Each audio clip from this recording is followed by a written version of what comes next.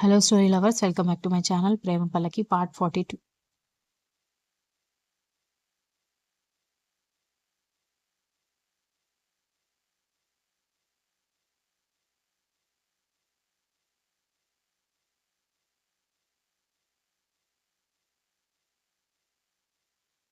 శక్తి మెల్లగా కదులుతూ లేచి కూర్చుని వెనక్కి చూసేసరికి పచ్చగా మెరుస్తున్న అందంగా అనిపించడంతో ఒకసారిగా కళ్ళు మూసుకొని మళ్ళీ కళ్ళు నులుముకొని చూసేసరికి ఎర్ర రంగు పల్చని చీరలో వెనక్కి తిరిగి ఉన్న అమ్మాయి కనిపించడంతో హే ఎవరది అన్నాడు కోపంగా.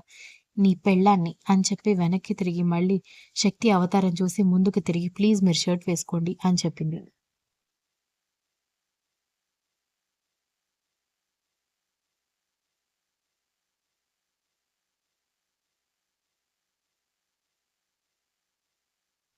దాంతో శక్తి విషయం జ్ఞాపకం వచ్చి గట్టిగా గావుకేక వేసేసరికి దెబ్బకి దితి చేతిలో ఉన్న కప్పు జార విడిచేసరికి కింద పడి భళ్ళున పగిలిపోతుంది.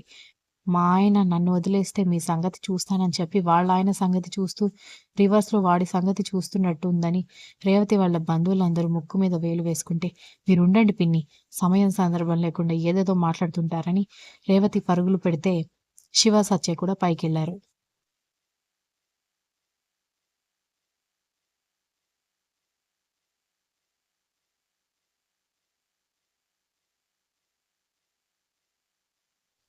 ఏమైందిరా? ఎందుకలా అరిచావు? అంది రేవతి. దితి డోర్ దగ్గర ఉంది. కప్పు కూడా అక్కడే పగిలి ఉంది. శక్తి ఎందుకు అరిచాడో అస్సలు అర్థం కాలేదు ఎవరికీ.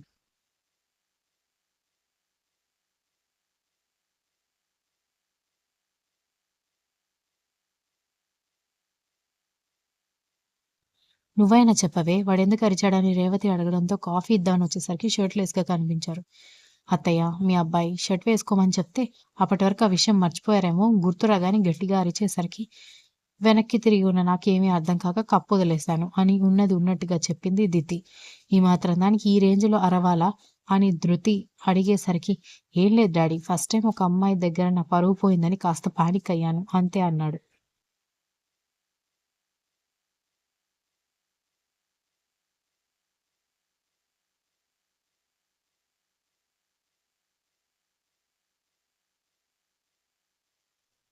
హుష్! ఈ మాత్రం దానికి వీడింతలా సిగ్గుపడి కేకలేస్తే వీళ్ళిద్దరి కాపురం ఎలా సాగుతుందో అని రేవతి పిన్ని వరుసయ్యే ఆవిడ అనగానే, పిన్ని నీకు దండం పెడతాను వెళ్దాం పద అని రేవతి ఆవిడ్ని అక్కడి నుంచి బలవంతంగా తీసుకునెళ్ళింది. దితి మాత్రం చిన్నగా నవ్వు స్టార్ట్ చేసి గట్టిగా నవ్వుతూ శక్తి కోపంగా చూసేసరికి పడిపోయిన కప్పు ముక్కలు క్లీన్ చేసి అక్కడి నుంచి వెళ్ళిపోయింది.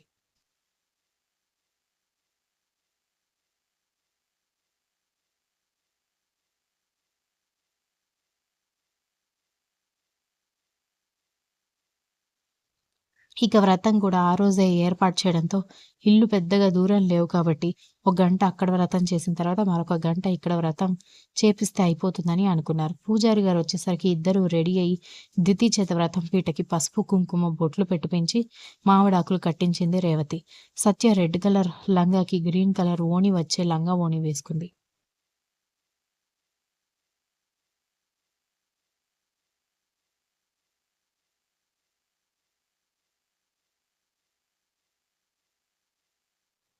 ముందు అత్తగారింట్లో వ్రతం అనేసరికి ఇక చచ్చినట్టు ఇష్టం లేకపోయినా కూడా ఇంటిల్లిపాది వెళ్ళడంతో వంశీ ఏదో కాలొచ్చేసరికి మాట్లాడుకుంటూ గార్డెన్‌లోకి వెళ్ళిపోతే ఇంట్లో ఉన్న పిల్లలతో ఆడుతూ గార్డెన్‌లో పరిగెడుతున్న సత్య వెళ్లి వెనక వైపు తిరిగి మాట్లాడుతున్న వంశీని డాష్ ఇవ్వడంతో వంశీ ముందుకు తూలి పడబోయి కంట్రోల్ చేసుకుని వెనక్కి తిరిగేసరికి అప్పటికే సత్య కంట్రోల్ తప్పి అతని మీద పడుతూ ఉంటే ఆమె పడిన వెయిట్‌కి అతను కూడా వెనక్కి పడ్డాడు. ఫోన్ గడ్డిలో పడిపోయింది.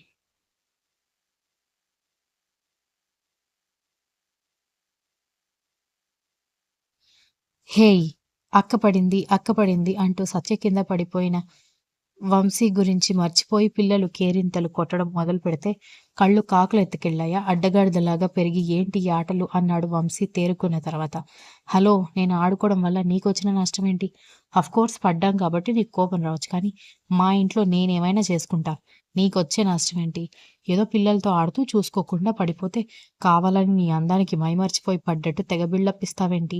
అని ఒక్క క్షణం అతని మొహం వైపు సూటిగా చూసి అఫ్‌కోర్స్ నువ్వు సూపర్ హ్యాండ్సమ్ అనుకో, కానీ నేనది ఒప్పుకోను అని లేచి వెళ్ళిపోవడంతో వంశీ ఆమె చివరి మాటలకి నవ్వుతూ రాక్షసి ఆల్రెడీ హ్యాండ్సమ్ అని చెప్పి నువ్వు ఒప్పుకున్నావని ఇండైరెక్ట్‌గానే చెప్పావే అనుకున్నాడు.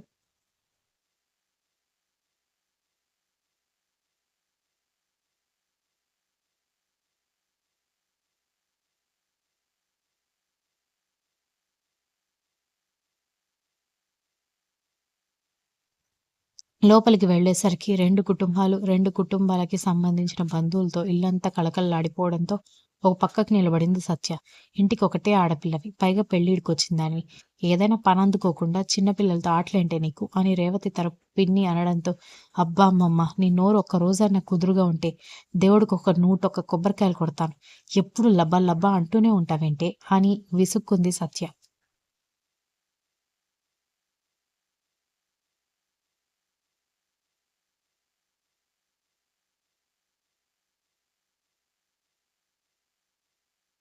ఓసిని ఎంత మాటన్నావే అంటూ సత్య తల మీద ఒక మొట్టికాయ వేసేసరికి 14 లోకాలు కనిపించడంతో మరి తిట్టుకోక ఏమంటారు?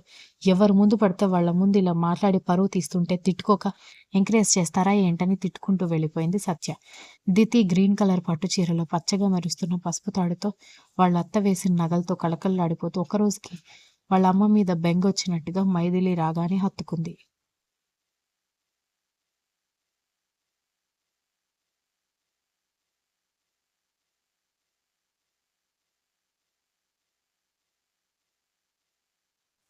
మెల్లగా పలకరింపులయ్యాక వ్రతం మొదలై పూర్తి కూడా అయ్యేసరికి ఇద్దరిని పూజారి గారి కాళ్ళ మీద పడి ఆశీర్వాదం తీసుకోమని చెప్పడంతో ఇద్దరు ఒకేసారి ఆయన కాళ్ళ మీద పడితే సుపుత్ర ప్రాప్తిరస్తు అనగానే టక్కున ఇద్దరు మొహాలు చూసుకున్నారు.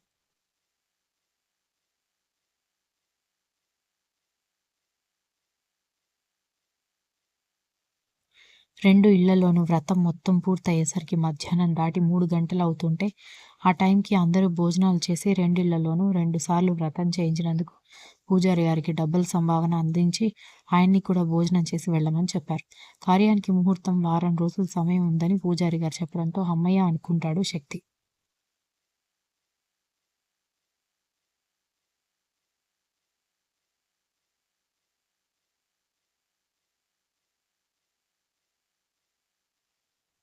ఇక అక్క పెళ్లి కూడా అయిపోవడంతో నెక్స్ట్ ఎవరి కెరియర్‌లో వాళ్ళు ముందుకు వెళ్ళాలని ప్లాన్ చేసుకుంటారు పిల్ల బ్యాచ్ మొత్తం. శివ కూడా అన్నతో పాటు ఆఫీస్‌కి వెళ్ళాలని అనుకుంటే, సత్య, ధృతి, దితి వాళ్ళు చేసిన ఫ్యాషన్ డిజైనింగ్ కోర్స్‌లో ఇంటర్వ్యూస్ అటెండ్ అవ్వాలని ఫిక్స్ అవుతారు.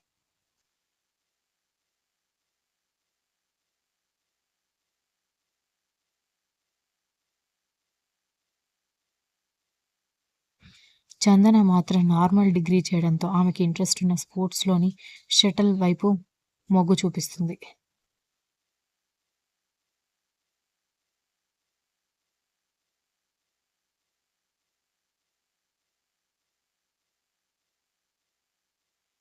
శక్తి చెల్లెల్ని ఒక మంచి ఫేమస్ ఫ్యాషన్ డిజైనింగ్ ఆర్గనైజేషన్‌కి రికమెండ్ చేస్తానని చెప్పినా కూడా, వద్దని నేనే సొంతంగా నా ట్రయల్స్ నేను వేసుకుంటానని చెప్పింది సత్య. సత్య ఇంటర్వ్యూకి వెళ్లి బయటకొచ్చేసరికి బాగా సాయంత్రం అయింది.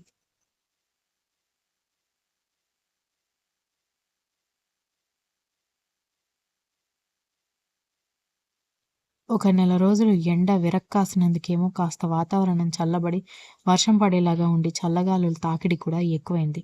తాను తీసుకువెళ్ళిన స్కూటీ చెడిపోవడంతో మెకానిక్ షెడ్‌లో ఇచ్చేసి బస్ స్టాప్ వరకు నడుచుకుంటూ వచ్చింది. అన్నలకి ఫోన్ చేస్తే అందుకే కార్ తీసుకువెళ్ళమంటే స్కూటీ ఎందుకు తీసుకువెళ్ళావని తిడతారని ఆ సాహసం చేయలేకపోయింది. కానీ బస్సులెక్కడం అలవాటు లేక, అక్కడున్న రద్దీలో ఆ బస్సు ఎక్కలేక 3, 4 బసెస్ మిస్ చేస్తే ఈలోపు వర్షం కూడా వచ్చింది.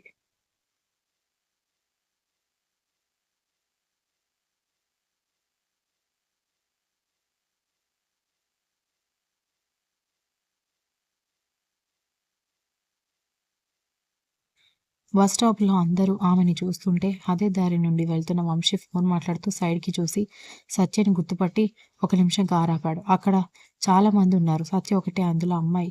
దాంతో ఆమె ముందు ఆపి కారెక్కు" అని వంశీ అనగానే ఫస్ట్ షాక్ అయ్యి ఎందుకు అంది. "కార్‌లో కూర్చొని చెమచక్కాడదాం" అన్నాడు. Continuous. If you like the story please like, share, comment and don't forget to subscribe.